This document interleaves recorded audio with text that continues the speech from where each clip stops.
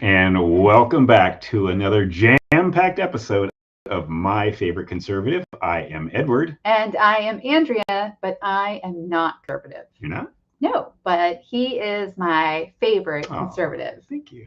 Thank you so much for joining us. And we would love for you to join the conversation if you're watching live right now on LinkedIn, X, YouTube, Rumble, or Facebook. I almost forgot Facebook. Joining live with your comments. We should be able to see most of them. So, Edward. Yes. What are we talking about today? Oh, goodness. Well, I actually titled this one Never Again. And no, we're not talking about the Holocaust. Oh, okay. We're going to talk about COVID-19. Oh, boy. Yeah. All right. Well, the reason I wanted to discuss it is the CDC has just recently issued new guidelines, and it seems they're trying to conveniently forget about all the pain they've cost our country. And they need to be held accountable and not be able to get away with what they did. Yes, and I think most people don't know about the guidelines because it was kind of pushed in very quietly. Yep. So would you tell our viewers and our listeners what has changed in the guidelines? Yeah, well, so just this week, they quietly announced that. I said the quietly part. Right, but you're saying 4 years later, mind you, COVID-19 is becoming more like the flu, and as such, no longer requires its own virus-specific health rules. The most notable change in the new guidelines is the previously reported decision to recommend a 5-day minimum isolation period for those that are infected. So basically, if you have it, you're fine. You can do whatever you want. Well, that's good news, right? Well, yeah, but I think my point and our point of this show is the damage that they caused, right? I mean, I'm specifically leaning out to our left-leaning viewers and listeners because you need to fully comprehend and understand how you've been played for the last 4 years. Remember, we're now in 2024. I know. And I'm going to soften your stance a little with, I don't think just left-leaning people were played. I think the country in general was played. I know you're reaching out to our left-leaning, hello, hey, Molly, aka, hey, Joanne, aka Molly, but let's go through the topics. Sure. And discuss them and kind of one point at a time. So let's first talk about the lab leak theory. Yeah, the origins. The origins of COVID. Yes. So the FBI has finally admitted that it probably came from a lab in Wuhan. And here is, for people who are listening and not watching, this is my shocked face. Yeah. My face has not changed at all. This was the one early on where I could not believe that people thought this was some kind of conspiracy theory. Of course, it was a lab leak.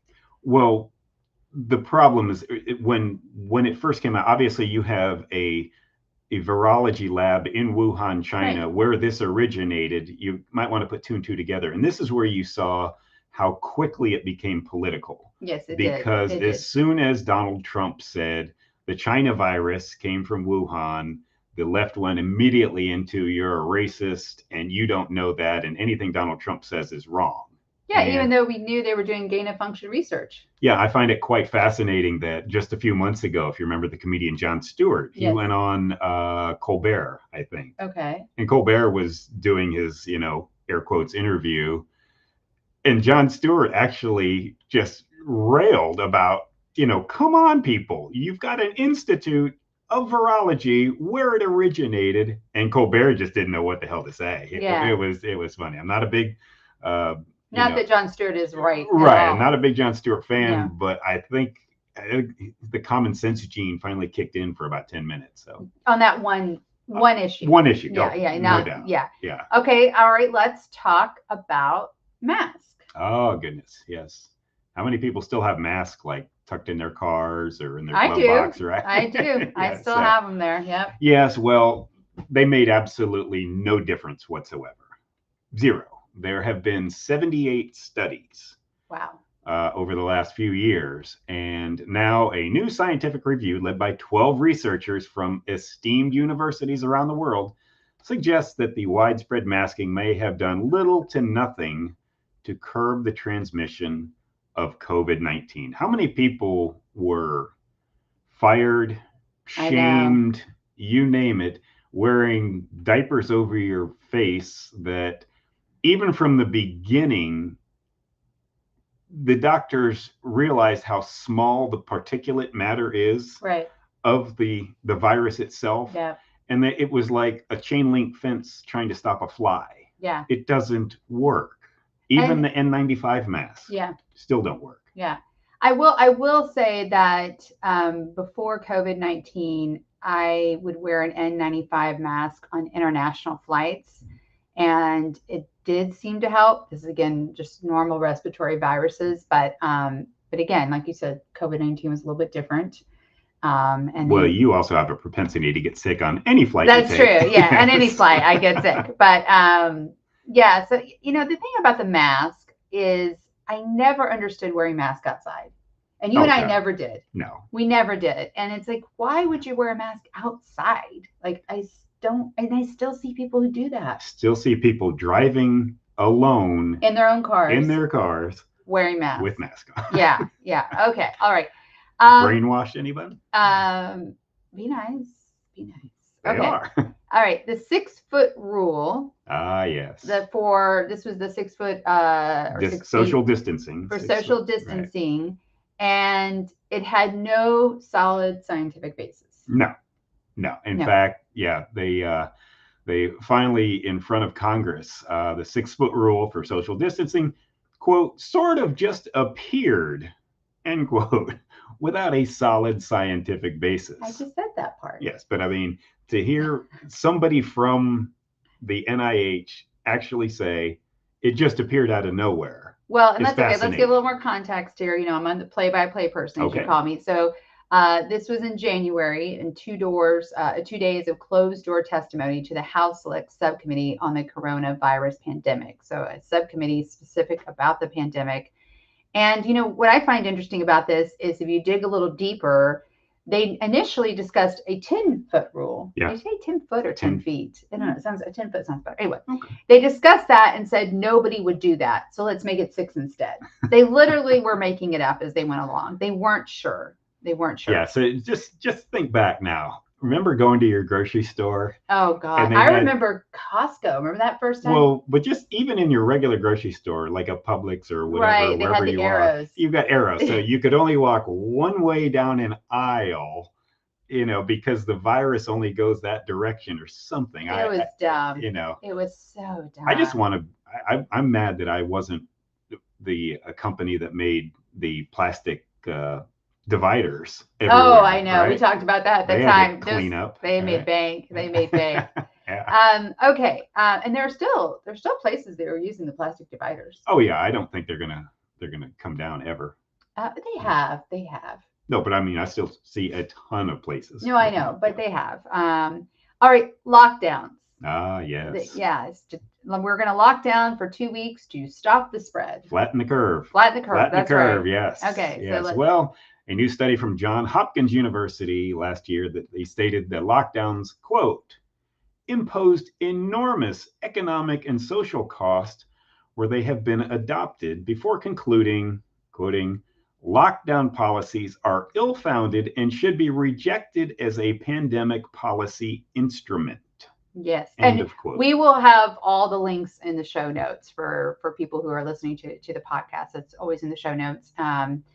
Yeah, I mean, how many businesses were ruined?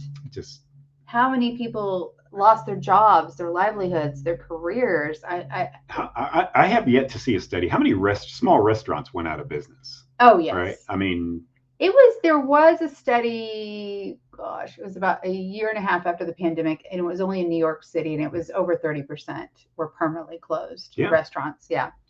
Well, I mean, if you look at it, that the economic costs aren't the same in New York as it is Montana. And that's, right. and that's, we'll get into that a little bit later on why the entire country had to be locked down. Yes. So that leads us to the lockdowns led to school closings. And let me tell you, when this happened, I was so grateful I wasn't a teacher anymore. Yeah. So grateful, because you can't teach via Zoom, like to children, to 6-year-olds. That's not going to work. Yeah. I mean, remote teaching to teenagers, younger kids, what they logged on, but they would never turn their camera on. Yep. So they're probably taking a snooze, the entire day. But you've got years of this that's happened. And Yes. the really sad part is that statistics now show that under the age of 18, the death rate from COVID-19 was statistically zero. And that is, bless you, Excuse me. bless you. It's a live show, people. It Excuse is. me. So Excuse me. you've got a death rate of practically zero. Right. And please don't use the line, if we just save one life. You can put that to anything, Yeah, right? Just stop that. That is a disingenuous argument.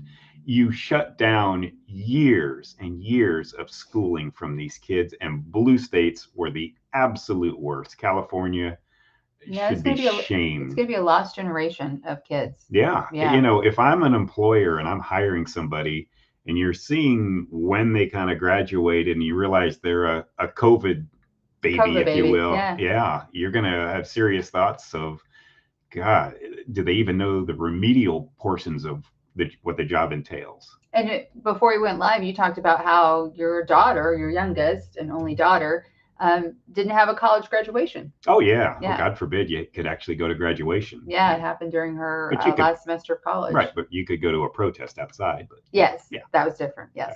Yeah. Okay, let's talk about one of my favorites, vaccines. And I just want to state for the record, I am pro-vaccine if it's a vaccine that actually works. And I'll give a great example, just because we are going to talk a little bit about Alabama later in the show. Alabama is the only state that doesn't have what they call an HPV vaccine, so hepatitis B vaccine. At any age, it's not mandated for any age, even though in every other state in the country it is, typically for children or even for middle school, because it prevents hepatitis B. That's what a vaccine is supposed to do.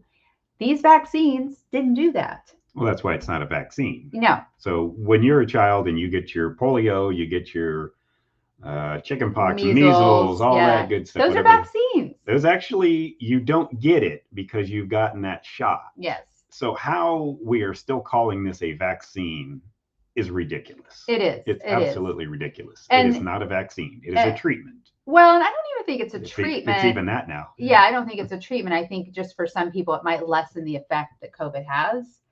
But I just want to chime in here because we've talked a little bit about it. These vaccines became mandated for people to keep their jobs. Yeah.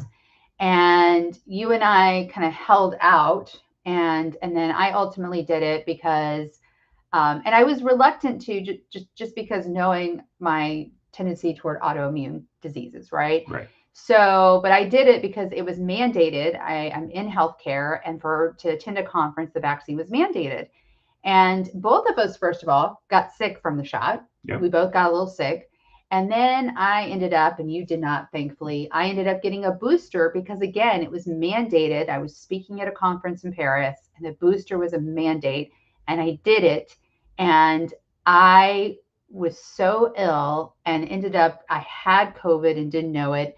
It was a disaster. And we won't go into any more detail beyond to say I had what they call long COVID, which I'll be honest, I wasn't sure was a real thing until I was diagnosed with it and saw what it did to my body. And it was awful. And I'm so grateful. It actually says in my medical records now that I am never, ever to get any sort of COVID booster vaccine ever again because of the way it was created. Yeah, I remember when you told me you saw the X-ray of your lungs and it looked like spider webs. All through my lungs. So, I had blood clots all through my lungs. It was really, really terrible. Yeah. So when the vaccines and the boosters make you sick, and by the way, people that have gotten both their shots and they're now on their 6th or 7th one, and they're still getting COVID.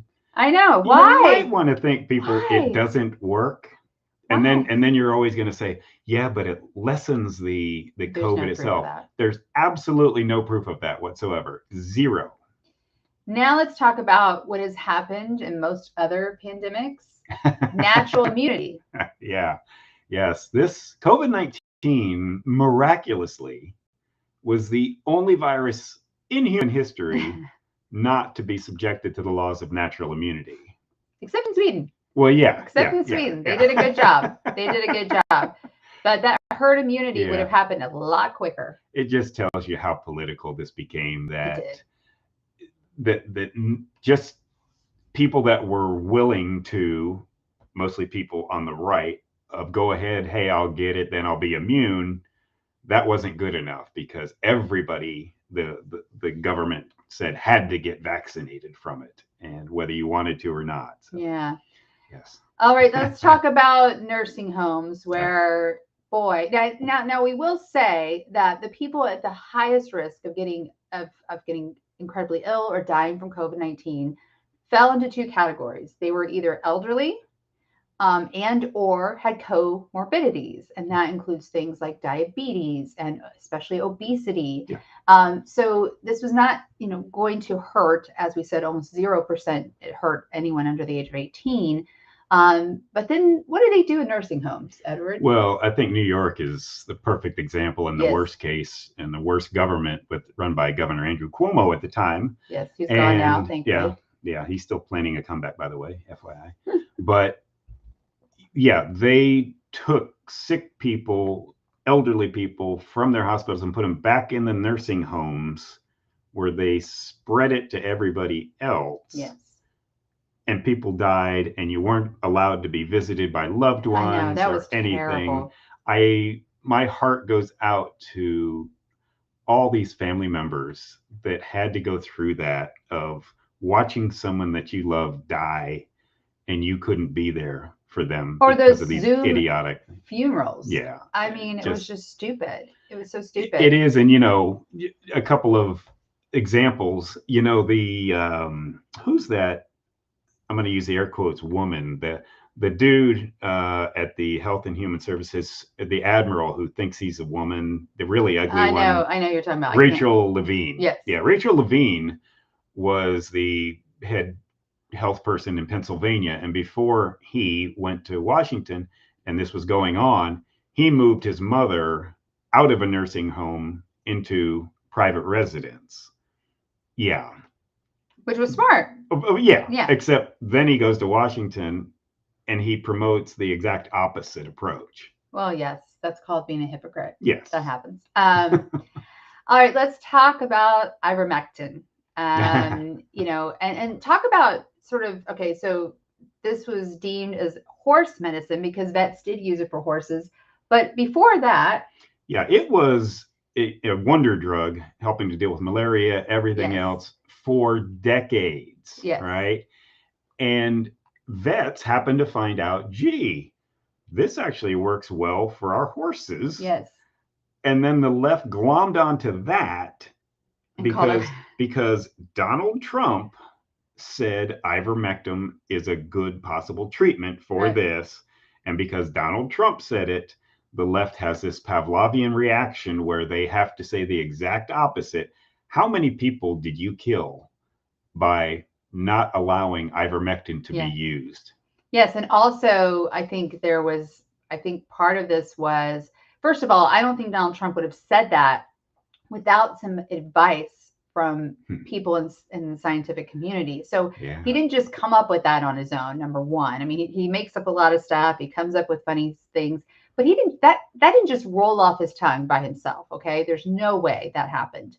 And two, it's generic ivermectin. Yeah. So no pharma company can make money off it. And that was a problem.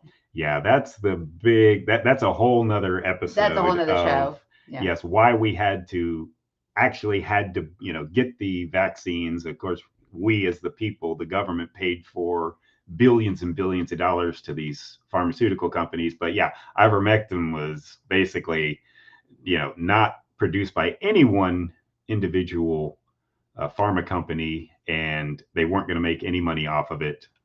Yeah. And again, keep in mind, it was a 99% survival rate for most age groups. Yeah. 99%. Yeah. Okay. For most age groups, the people at highest risk were elderly, or if you were not elderly, if you had comorbidities. Yeah. And if you were, the worst group, obviously, is the elderly with the comorbidities. Yes, absolutely. Right? Yeah. Yes. No question about that. But yeah, for everybody else, basically 99%, I'm willing to take my chances if I only have a 1% chance and of dying, and the odds of that are even slimmer the less comorbidities you have. So give people the right to choose. Yes. Yeah. And so the country as a whole lost jobs. Yeah. Businesses closed. Yeah. People lost scholarships, internships, retirements, school years if you were in school, because Zoom, school via Zoom doesn't work. Graduations, like your daughter, vacations. Just people lost a sense of self. And I think this leads in really nicely to, what are the new guidelines? Well, one of the parts of the new guidelines, besides you don't have to do the 5-day seclusion, they recommend clean air and gathering outdoors. Wow. Go outside into Mother Nature. Yes. It just, the image that pops into my mind, if you remember in Southern California, there was a lone paddleboarder out in the ocean. Yeah, off Santa Monica Beach. And there were police officers waiting on shore and the Coast Guard in a boat coming to arrest this guy. They got him to shore, handcuffed him. Yes. Because he was paddleboarding in the middle of the ocean. Yes. If that doesn't tell you we have jumped the shark on this, that is the insanity that you could have strip clubs open, but you couldn't go to church. Yeah, did you hear that? Yeah. We should say that again. Strip clubs were considered, what do they call them? Necessary, what was the word? I forget the term. Yeah. I forget the term. Essential businesses. Yes. But churches were not. Right. Yes. Yes. And of course, you could protest if what you were protesting was from the proper side according to the government. Yes. You could have a peaceful protest outside, but otherwise it didn't even have to be peaceful. Yeah. George Floyd. Yeah. So. Well, they called it peaceful. Well, that's true. Mostly peaceful. Mostly peaceful. All right. So who's the biggest loser in all this? Without question, science, right? Yeah. Science lost. And by science, I mean medicine also. Yeah. Because I don't know about you, me growing up, you always thought that your doctor had your best interest at heart first and foremost, no matter what. No question about it. Yeah. And it turns out they succumbed to the government edicts. A lot of them did. A lot of them. And the ones who didn't lost their jobs, many of them. Yeah, oh my gosh. Doctors lost their jobs. Again, you're talking incredibly credentialed, virologists and all around the country, and they're making them sound like they were heretics. I know. And it is just shameful what science did. Anytime anybody tells you that the science is settled, I don't care what the topic is, run or never listen to another word they say, because science is never settled. It's evolving. Never. Okay. Well, before you talk about the former head of NIH, I want to talk about Fauci. Okay. So I feel like the power really got to Fauci's head. I mean, let's all be honest. Before COVID, how many people had heard of Fauci? Dr. Fauci. Dr. Fauci. Is that your impression? My Dr. Fauci. Okay. So most of us had not heard of him. And then he becomes this superstar. And we'll get to Trump and Biden in just a moment. But, he became this incredible superstar. And I think it really got to his head because Fauci contradicted himself constantly. Oh, yeah. All right. So we have quickly a live comment before we talk about the former head of NIH. I'm going to let you take it. Uh-oh. All right. From Richard. Is the earth round? Not necessarily. Oh, God. Come on. It is not completely round. And it does actually, you've got You've got poles that move left, up and down, north and south. Okay, I think the point is it's not flat. It is not flat. Okay, thank God. But nothing is settled in science. Thanks, Richard. All right, so talk about Francis Collins, the former head of NIH. What he said. So Francis Collins, he was the head of NIH when this first started, which is Fauci's boss. They had run, look over the CDC, everything else. He looks like Captain, what was that? Kangaroo? No, the guy that landed. Who cares what he looks like? He landed the plane on the water. Oh, Sully. Sully. He looks like Sully. Sullenberger. Okay, right. Not that that matters. But he's got this, this Captain Kangaroo, Mr. Rogers kind of. Trusting. He looks very trusting and whatnot, but he actually just recently came out now since he's no longer in government. That helps. Yeah. So he says, here's the quote. If you're a public health person and you're trying to make a decision, you have this very narrow view of what the right decision is, and that is something that will save a life. Doesn't matter what else happens. You attach zero value to whether this actually totally disrupts people's lives, ruins the economy, and has many kids kept out of school in a way that they may never quite recover from. Yeah. Yeah. Francis, you are the person that was in complete charge of Fauci and the guy's original name was Richard Redfield from the CDC before the woman took over. But you are the one that is in charge of the advice that was given to President Trump. Please do not try to say, oh, gosh, we were just trying to save a life. But that is what he's saying. Well, okay, wait, I'm going to push back. Please That's do. the point of the show. That is what he's saying. And he is saying, I mean, to me, he's saying exactly what the policy was. You don't worry about the consequences.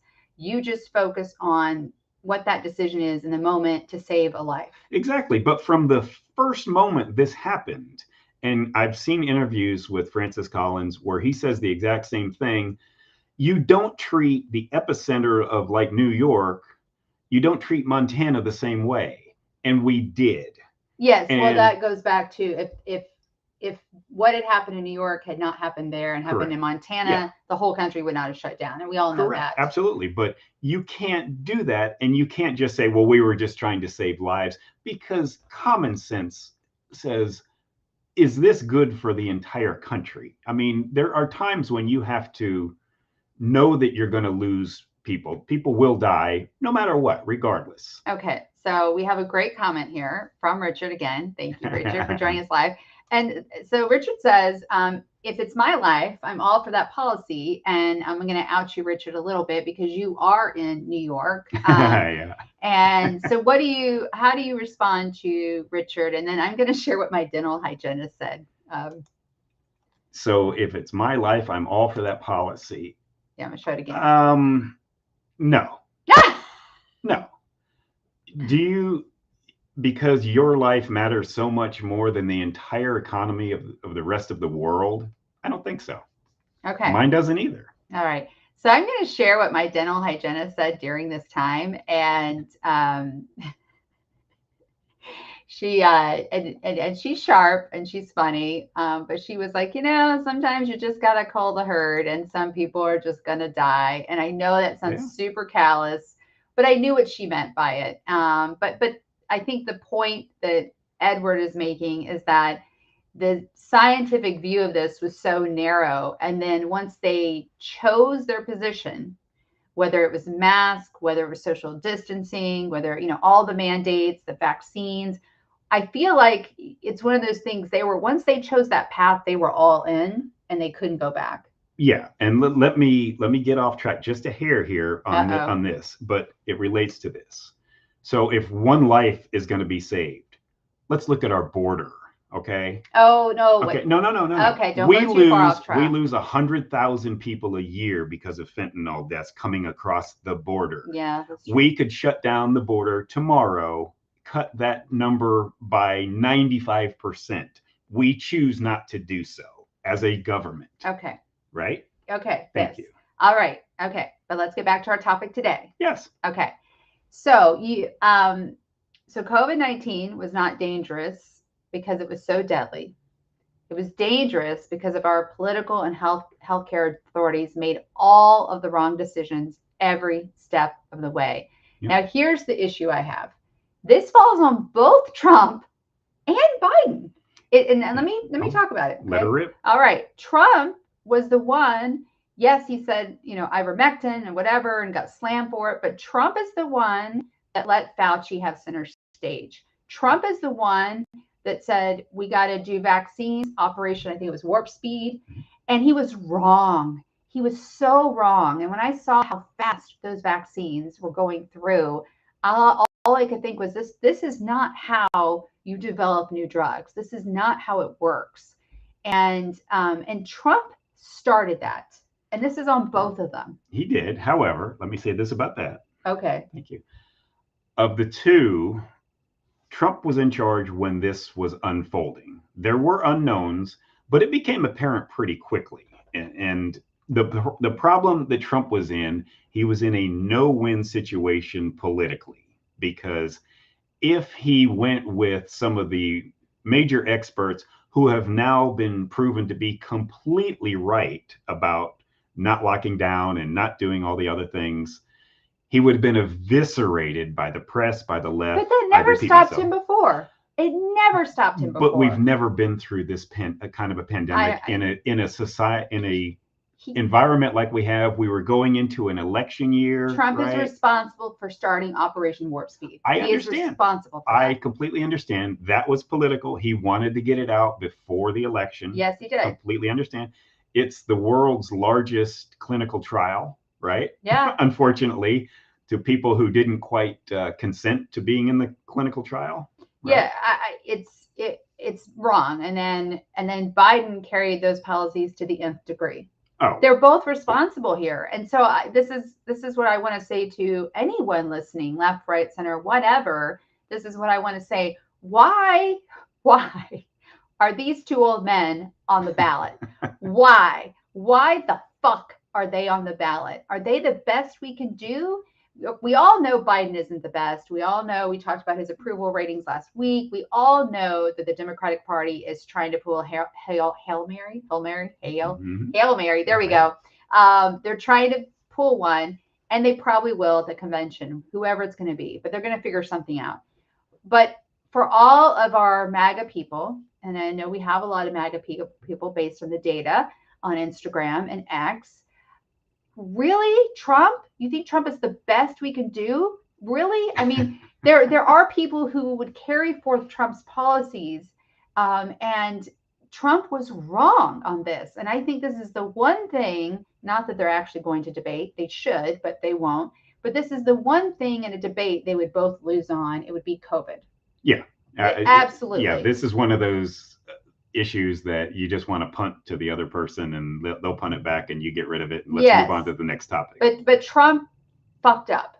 I completely agree. Okay. It was, I will tell you, we were sitting on the couch in like the middle of March, and it was on, and I looked at you and I said, Trump is being played. Yeah, I know. No question, he's being played. This is horrible, and he's going along with it. Yes. So. All right. So on to sort of more fun things. So instead of our usual segment, This Week in Woke, we had something that happened here locally in Alabama, and I told Edward we had to talk about it because we're in Alabama and we need to discuss it. So we have a new segment.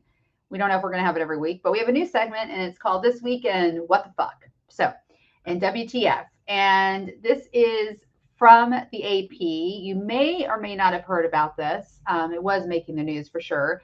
The Alabama court rules frozen embryos made by IVF are children. And I'm going to kind of read some of this. Please do. So the Alabama Supreme Court, so this is a state issue, ruled that frozen embryos can be considered children under state law. And it's a decision critics said have sweeping implications for fertility treatment in the state. Absolutely. If you're a fertility treatment center, you don't want to be responsible for frozen embryos that would be considered actual lives. And the decision came about, it was issued in a pair of wrongful death cases brought by 3 couples who had frozen embryos destroyed in an accident at a fertility clinic. So this was, I have to say, some very creative lawyering, if you will. Okay. Like these 3 couples came together and somehow found a lawyer who went, oh, okay. So the justices cited anti-abortion language in the Alabama Constitution that ruled it was a 1872 state law, okay, 100 years before I was born, 1872 state law allowing parents to sue over the death of a minor child, and in it, quote, applies to all unborn children regardless of their location. So unborn children are children without exception based on developmental stage, physical location, or other ancillary characteristics. This is what Justice J. Mitchell wrote in Friday's majority ruling by the all-Republican court. This is madness.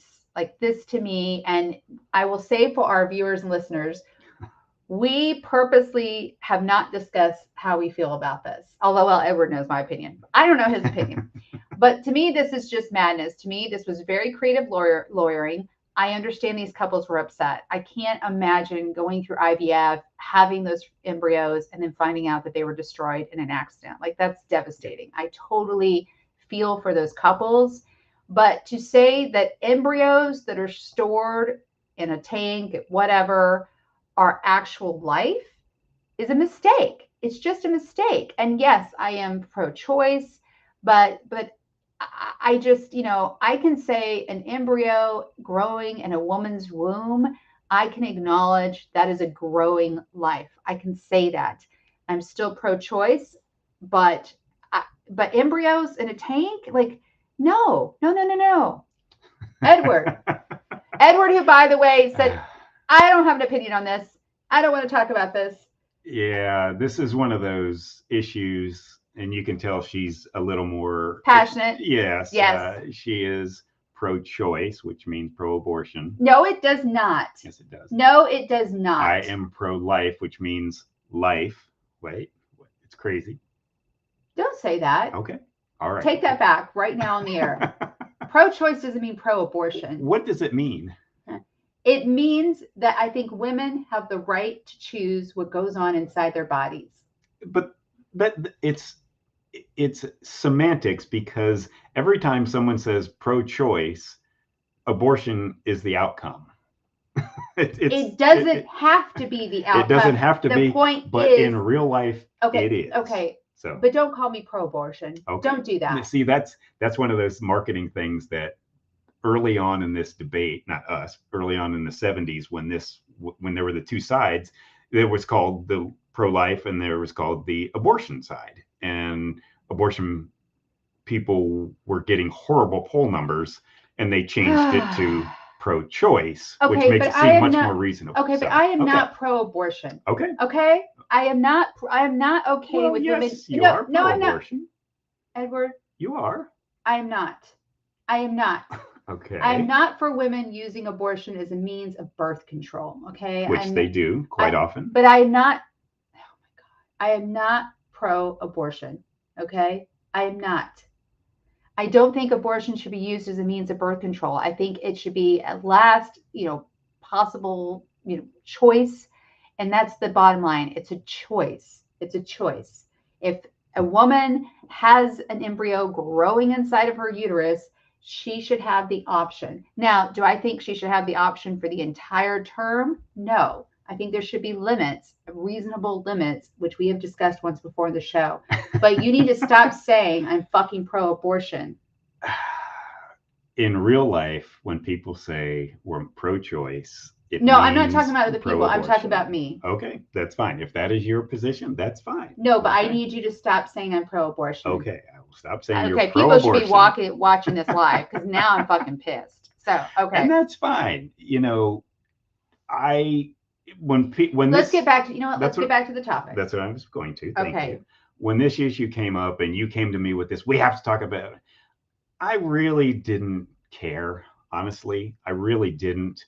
There's so many other things that I'm concerned about in our country besides this. Now, after looking into it, I am more on your side on this. Oh, okay. Hold on. Hold that thought. So we have somebody, David Morse, thank you for watching. He just lost me. Take care. She is right. I don't know if it's a right or wrong issue, by the way. We just have different opinions. But answer David's question, even though he's not here. He might see it later. I take it Edward is a Trump guy. I am not a MAGA person, but I will vote for Donald Trump over anybody the Democrats put up. Absolutely. Okay. Yeah. All right. So go back to saying Yeah. you agree with me. Too bad. I'm sorry you missed it, David. All right. No, to me, again, there's so many other problems that we have besides something, an 1872 ruling that they're kind of contorting into this. Right. And that's the problem that you get on this issue is the far, far left and the far, far right. I agree. Take this to the nth degree. And I think the far right is taking this to the nth degree with this ruling. And by doing a little investigation in it, basically, I found out that now, mind you, the state government here in Alabama is a supermajority Republican, both in the House and the Senate. So whatever the Republicans do is going to go through. If the governor vetoes it, it will be overridden very quickly. So what they have, there's a new headline that I was reading. It said lawmakers file bills to address Alabama Supreme Court IVF ruling. And I'm going to read from it. It says, bills have been filed in both chambers of the Alabama legislature that would clarify that embryos created through in vitro fertilization are not to be considered human life, but a, quote, potential life. Senator Tim Melson of Florence, Alabama, chair of the Alabama Senate Healthcare Committee, told the newspaper that he plans to file a bill addressing the situation. The draft version states that any human egg that is fertilized in vitro shall be considered a potential life, but shall not for any purposes be considered a human life unless and until the fertilized egg is implanted into a woman's uterus and a viable pregnancy can be medically detected. All right. So we need to give a big shout out to Senator Tim Melson of Florence. Thank you so much. And to me, wait, it says senator and then representative, which is no, he's a Republican from Florence. Republican from Florence. Sorry. Okay. All right. So thank you so much. He also said, we all know that conception is a big argument, that it's life. I won't argue that point, but it's not going to form into a life until it's put into the uterus. A fucking men. Yeah. And I mean, you can use such a simple analogy as a cake, right? You've got flour, but until you mix the flour with the eggs and all the other ingredients, you don't have a cake. You just have a portion that could be considered a cake. I was thinking of acorn, because I read that somewhere. An acorn can become an oak tree, but you have to actually plant it, nurture it. Yeah. Yes. Yeah. Okay. So, but I will say this is not making news that the lawmakers filed the bills. No, of course not. People love, the news media loves this, right? Because what's this going to do for the left? It galvanized the left. I mean, Bill Maher talked about it on his show on Friday, and it's going everywhere on all the liberal talk shows and just making, of course, Alabama look backwards. Blah blah blah blah blah. Well, I appreciate you. One, I'm glad we agree. It's not very often, but I appreciate you diving into this with me because I felt like we needed to, because we are here in Alabama, and even though it doesn't affect either one of us, we're past that age of wanting or having children. You have 3 grown kids. So I just felt like being here, we needed to talk about it. We really did. Yeah. Okay. So somebody was a little more passionate than someone else. Don't call me pro-abortion again. Don't. In public or private. Okay. Okay. All right. All right. All right. Okay. He's muttering under his breath. I'm going to punch him, I swear. People, seriously, you missed a good live show. Left, right, calm, a little fiery. Oh my gosh. I'm fiery regardless, please. Okay. All right. So we are still looking for an unpaid intern wanted. Get in on the ground floor of this show. We just need some help with moderating and with creating social media content and with scheduling it. And so if you're interested in learning more, reach out to us directly, myfavoriteconservative.show. And also we are looking for guests. We are looking for legal immigrants who would like to share their stories about coming to America and also what they think about the situation at the border. Amen. All right. So thank you for joining us live today. Thank you, Richard and David, for your comments. Please follow us on all social media platforms. You can join us live most Sundays, including next Sunday at 10 a.m. Pacific Standard Time, 1 p.m. Eastern Time. And we stream live on YouTube, Rumble, LinkedIn, X, and Facebook. Be sure to rate, review, and subscribe to our podcast, available wherever you're listening right now. The podcast always drops on Monday. We do have a new thing, though. We're not having people review the show. I don't think Edward knows this, live on our website. That was something you could do in the past. Please review our show on Apple Podcast, Spotify, or Podchaser. So Apple Podcast, Spotify, or Podchaser, and then we can pull those reviews in and share them. And we are still looking at creating our locals community. Please let us know if that's something you'd be interested in. So again, learn more, follow us, contact us on myfavoriteconservative.show. That's not .com, it's myfavoriteconservative.show. Wait till we do the episode on abortion. Tune in on that one. Really? You're just That'll having be too much fun. Oh. We're supposed to have lunch after this. We are. I wonder what the discussion's going to be. I'm not speaking to you. Oh, okay. All right. Okay. He's still my favorite conservative. Thank you. All right. You ready to say goodbye, Steve? Thanks for watching. Thank you. Listening. Bye.